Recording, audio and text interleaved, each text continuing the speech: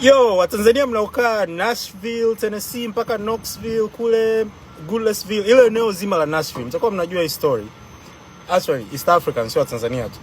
Vijana wa siku hizi labda akili zenu zinafanya kazi backwards kwa sababu I'm convinced kuwa kama uko nje unakaa kwenye hii nchi muda mrefu huwezi kufanya ujinga kama huo.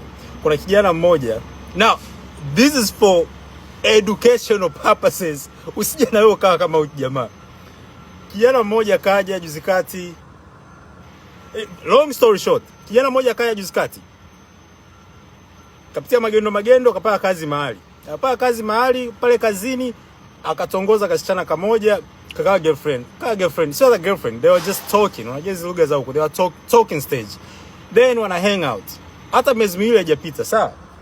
Kwenye kwa hang out, huyu jamaa, huyu dogo amemwambia yule msichana kila kitu. Si unajua zile, unajua watu wa Marekani wanavyokusmailia, unajua hizo fake smiles like, hey, how are you doing?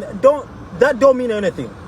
Sababu unafikiri wakikusmailia basi unakuwa comfortable kuambia kila kitu. Anyways, the guy kamwambia msichana everything. Mimi nimekuja huko njia hii, niko out of status, sina makaratasi, sina hiki, hata hapa kwenye kupata kazi nilichakachua social security, situmii social yangu.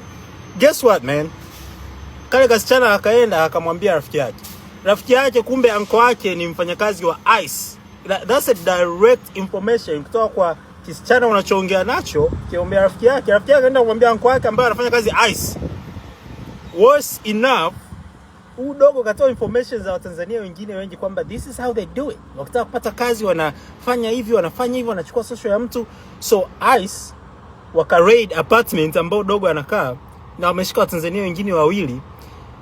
Dogo kishakuwa deported, nisimtaje jina lake, but guy, mnaokaa that area Nashville, you know this story. Don't be out there telling stories about your situation.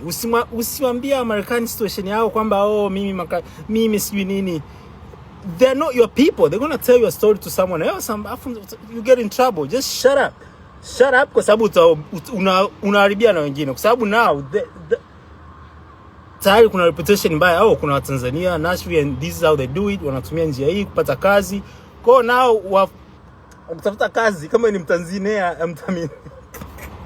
kama ni Mtanzania eneo la Nashville, don't even think kupeleka social mtu mwingine kwa sababu they're gonna do a thorough background check on you.